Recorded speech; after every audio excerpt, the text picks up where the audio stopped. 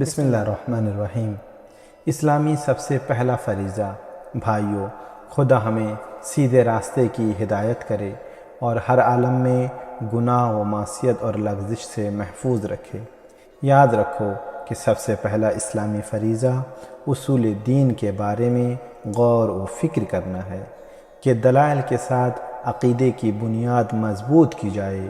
اور خالق کائنات، انبیاء اور اولیاء کے بارے میں یقین کو مستحکم بنایا جائے۔ انسان سے پیدا ہوا ہے، حیوان سے نہیں۔ مقصد یہ نہیں ہے کہ انسان سراسر علم و حکمت اور کلام میں مشغول ہو جائے اور مفصل کتابوں کا مطالعہ شروع کر دے۔ اس کام سے تو علماء کمال علم اور عقل سے بھی منع کرتے ہیں، اور ان کتابوں میں ایسے شبہات موجود ہیں کہ جو کسی وقت بھی انسان کو ہلاک کر سکتے ہیں، اور اسی لیے ائمہ علیہم السلام نے ان الجھنوں میں پڑھنے سے منع کیا ہے،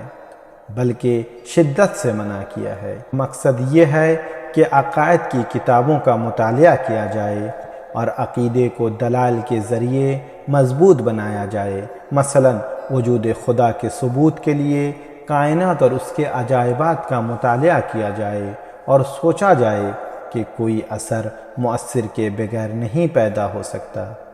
امیر المومنین علیہ السلام نے اسی نقطے کی طرف اشارہ کیا ہے کہ ان انسانوں کا خیال ہے کہ وہ گھاس ہیں جن کا اگانے والا کوئی نہیں ہے،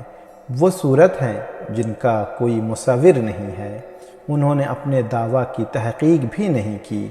اور کسی دلیل کی جستجو بھی نہیں کی۔ کاش یہ سوچتے کہ کیا بغیر بانی کے کوئی بنا بن سکتی ہے، یا بغیر عامل کے کوئی عمل ہو سکتا ہے۔ اس ارشاد گرامی سے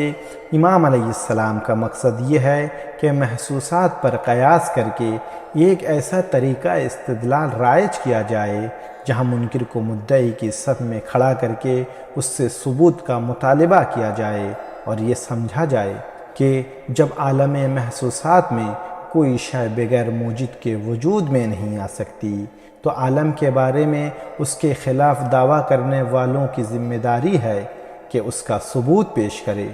اور یہ مناظرہ کا وہ بہترین طریقہ ہے جہاں منکر کو مدعی بنا کر بار ثبوت اس کے سر ڈال دیا جاتا ہے کہ اس کا دعویٰ قانون ارتکاز کے خلاف ہے، جیسا کہ اعرابی نے وجود خدا کا اندازہ کر لیا کہ مینگنی اونٹ کے وجود کی دلیل ہے اور نشان قدم راہ رو کے گزرنے کا ثبوت ہے، تو اتنی بڑی کائنات وجود خدا کی دلیل کیوں نہ ہوگی؟ یہی طریقہ استدلال ضعیفہ نے بھی استعمال کیا تھا کہ جب میرے بغیر چرخہ نہیں چل سکتا ہے تو خالق کے بغیر کائنات کیسے چل سکتی ہے؟ اور یہی فطری اور ارتکازی طریقہ اس قدر مستحسن اور سنجیدہ ہے کہ روایات میں ضعیفہ جیسے ایمان کی تاکید کی گئی ہے اور اسے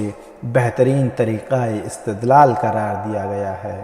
ہمارا مقصد صرف اسلام کی دفاع اور اسلام کو فروغ دینا ہے، اور اگر یہ ویڈیو آپ کو اچھا لگے تو اس ویڈیو کو اپنے دوستوں اور رشتہ داروں تک اپنی ذمہ داری سمجھ کر ضرور شیئر کرنا۔